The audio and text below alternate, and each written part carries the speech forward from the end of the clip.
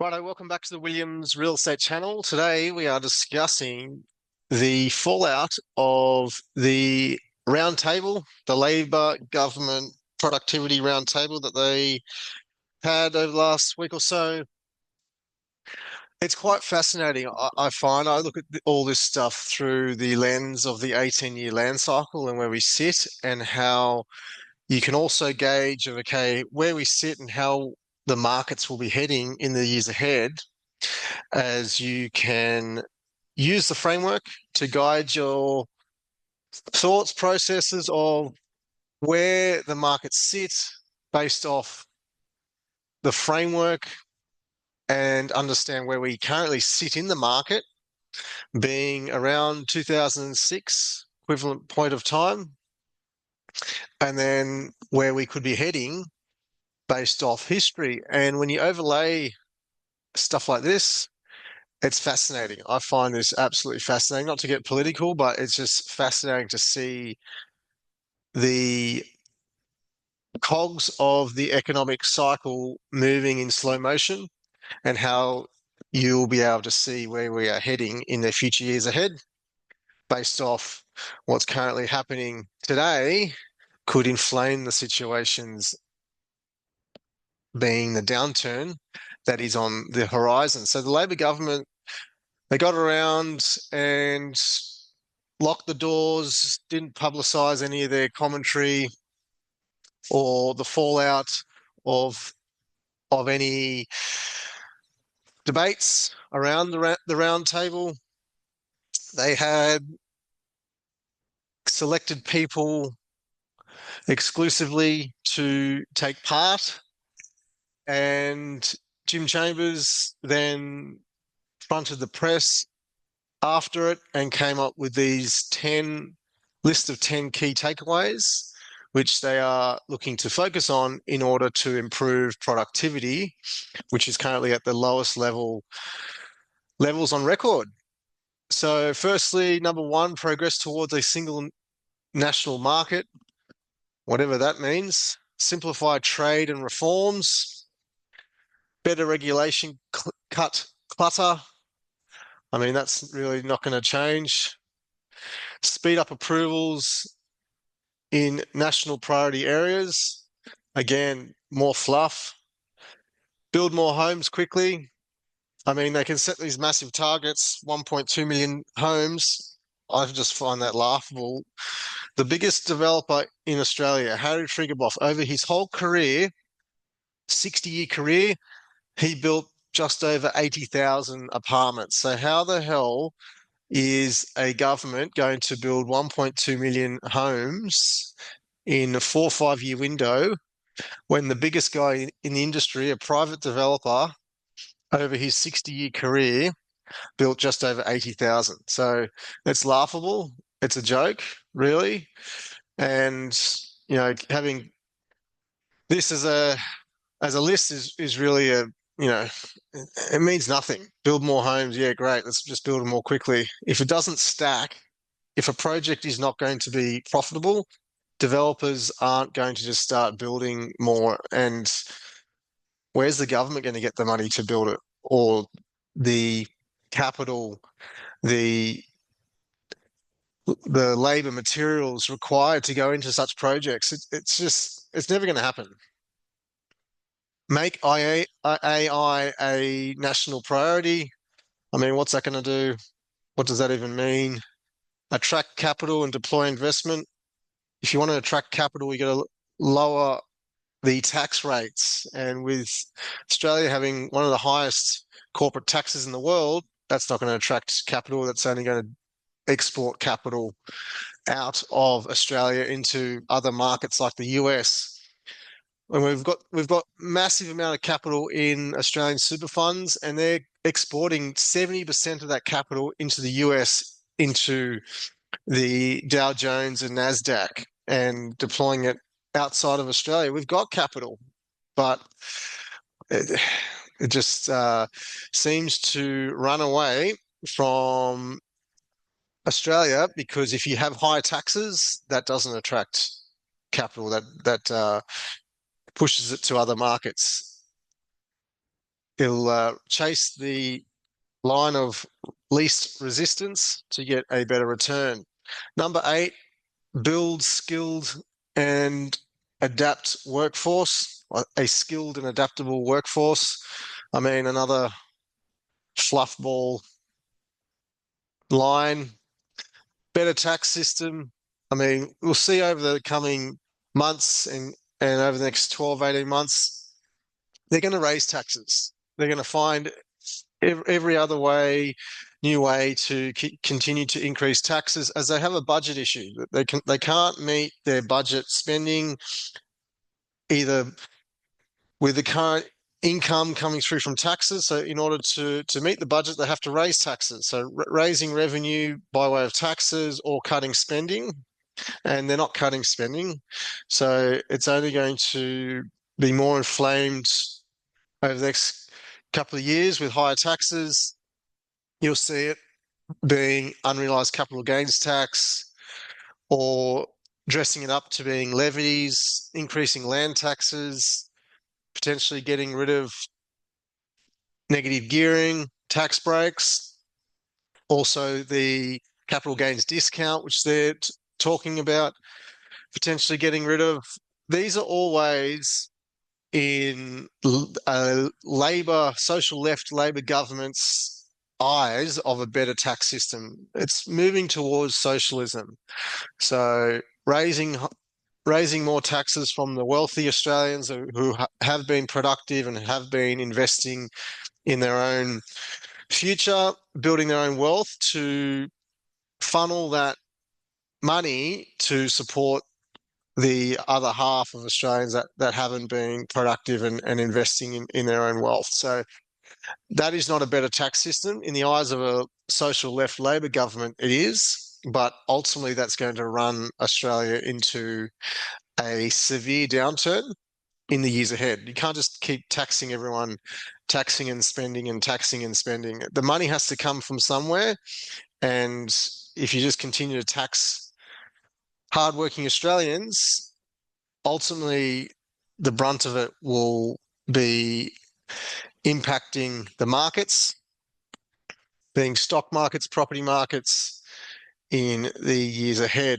Modernising government services, so again, another fluff ball. So really, these are all surface level ideas, fallouts that they have come up with, which really is not going to make any difference to the situation we're in now. Productivity is going to continue to be low and sluggish. Investment in terms of capital is going to continue to flow abroad. And we're not going to see a change until real reform is made, but also when we come out of the next land-driven downturn. We are in that final stage of the cycle, which is also causing the pain of to the economy of where we are because of land price being so high. The Nationals, economists and key industry experts also conducted a roundtable that they publicised. I'll put a link in the comments below. It's quite interesting to get a frank discussion held that was labelled the Real Economic Roundtable.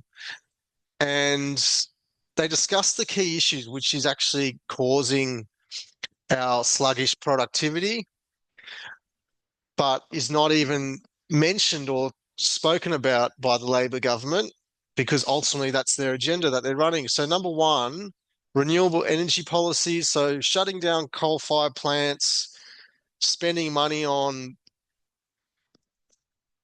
renewables, so solar, wind.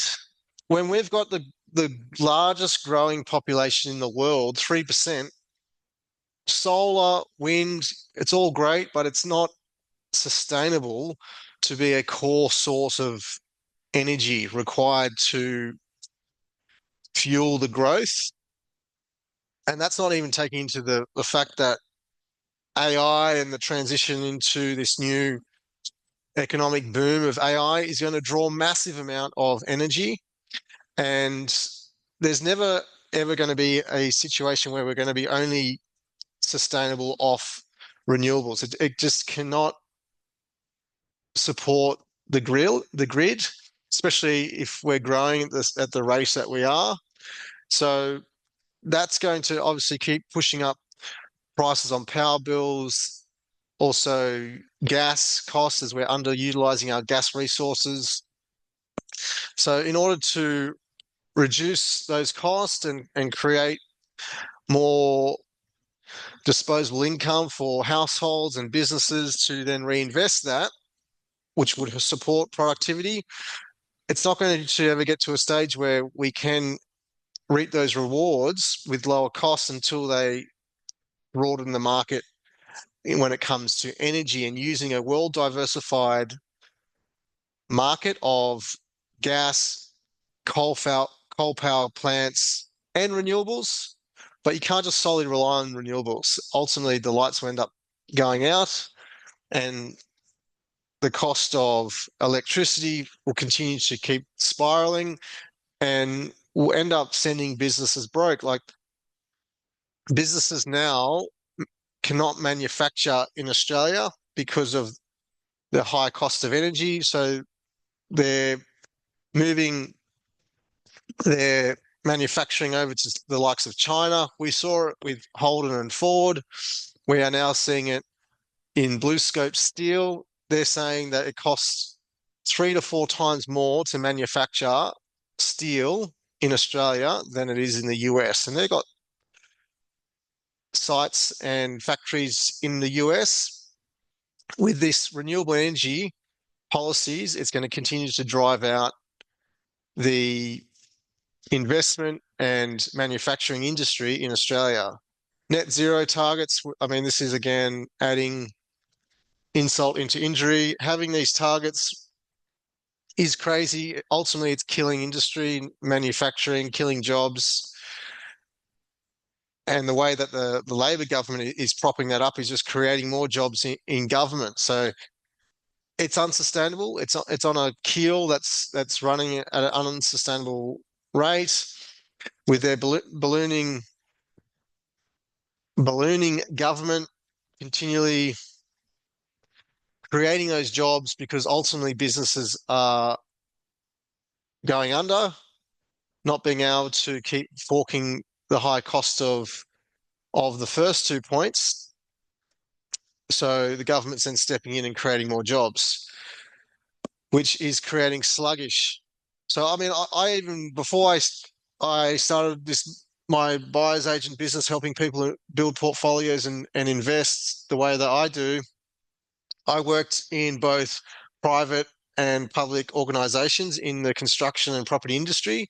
I worked with private builders and contractors. Towards the tail end of my corporate career, I worked for about 3 years with a government-owned land and property developer, Landcom.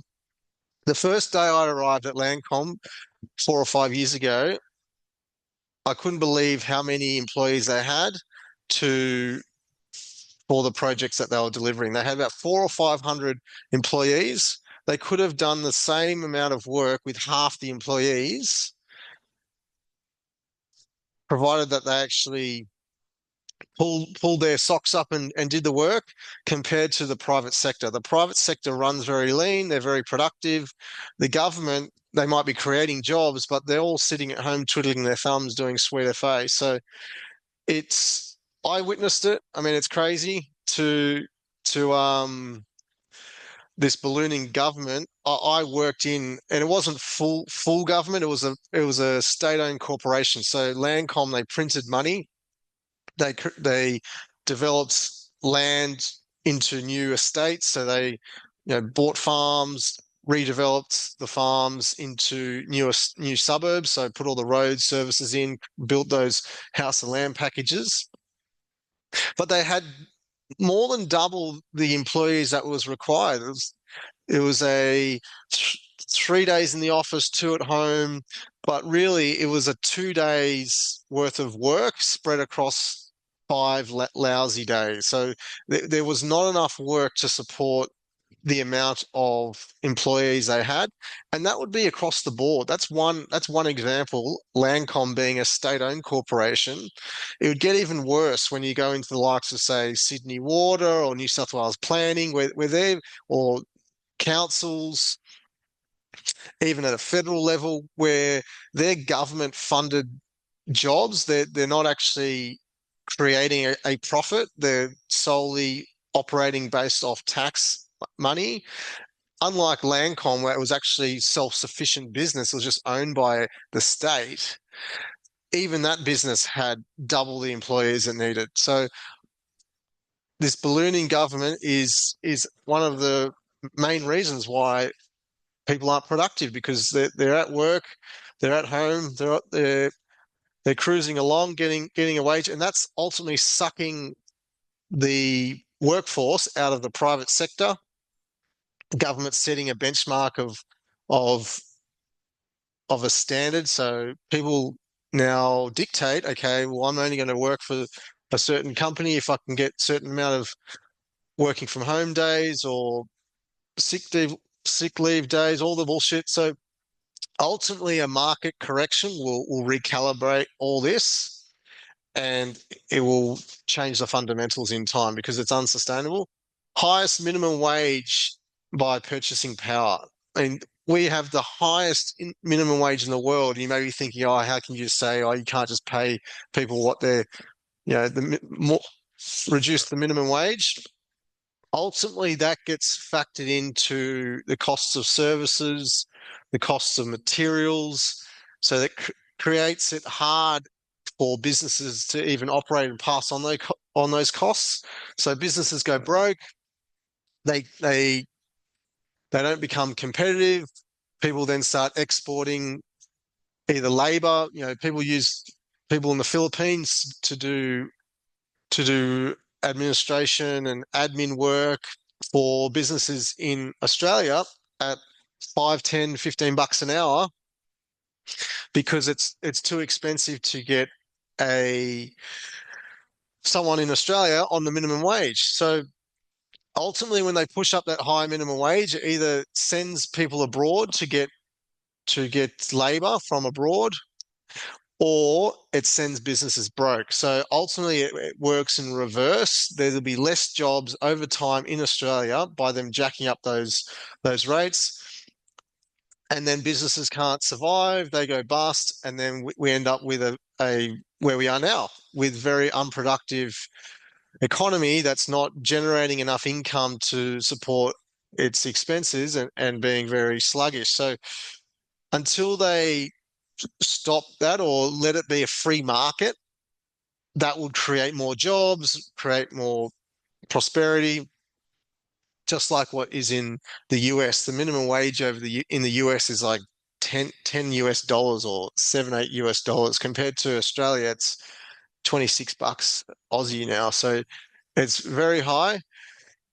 5, proposed unrealized capital gains tax. So, I mean, this is another one that they need to get rid of. If they propose to bring in taxing investment, that's going to disincentivize investment into Australia, that the funds will end up going elsewhere and will go abroad. So I'll put a link for the roundtable that they had. Very interesting, but until we actually see a reversal in this renewable energy policy and start firing up our coal power plants again, wiping net zero, cutting government jobs, getting people productive and out into the workforce and actually making a living rather than twiddling their thumbs all day, cutting the minimum wage, letting it being a free market, and getting rid of stupid taxes like unrealized capital gains tax, we won't see the productivity of Australia grow. So Labor's definitely not going to do it. It's going to have to be a Liberal Nationals type of government to ultimately cut and realign policy to revamp the economy. But this is all I look at this through the lens of this 18-year land cycle. I'm not here to get political. It's just my thoughts, thoughts of how I see all this panning out. With Labor going on the way they are now and not really changing much, creating, these fluffy takeaway points that they say they're going to do to boost productivity, it's not going to do shit. It's going to keep running Australia into the ground. And when the market turns come 2028, they'll see the brunt of all this crazy policy that they're doing at the moment. So ultimately, politics swings.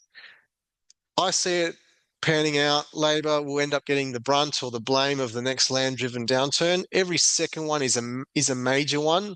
So the next one is going to be like the 1990s on steroids. It's not going to be like the GFC. Australia sailed through the GFC, more or less.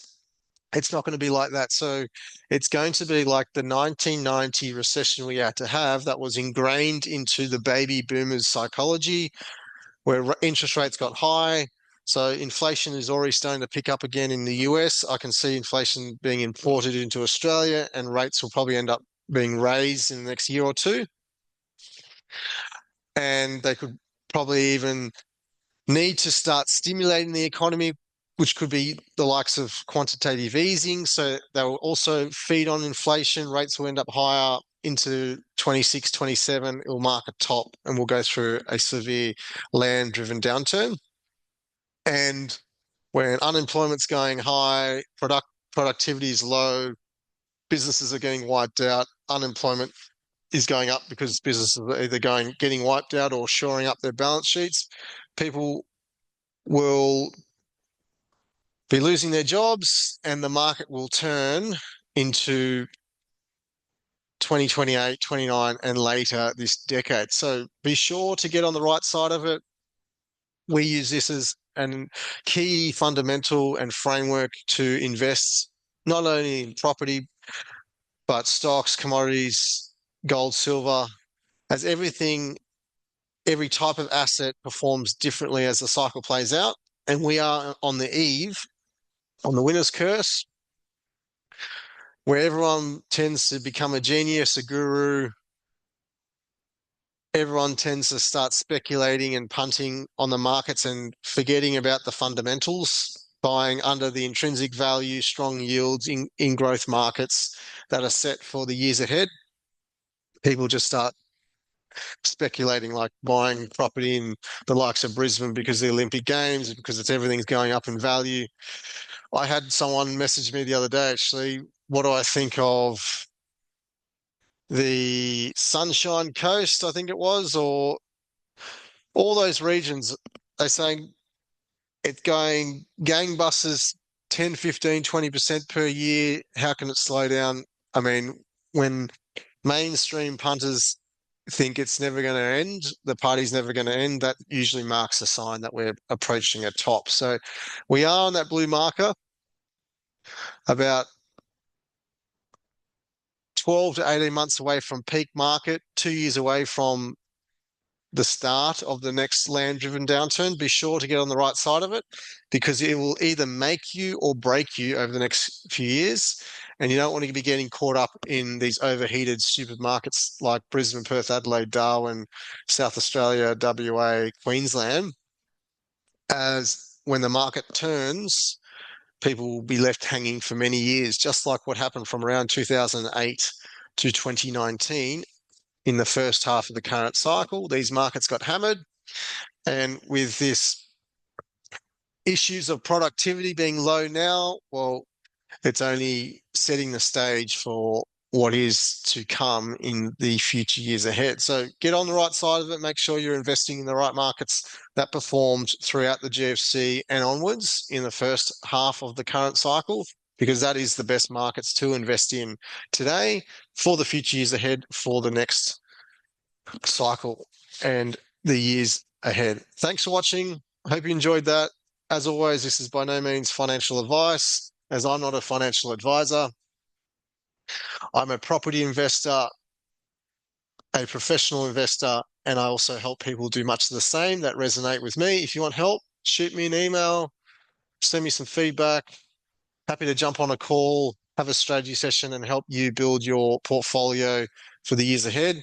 Don't get caught up in the fuss and all the FOMO, as when the market turns, you don't want to get caught out. Till next time, thanks for watching.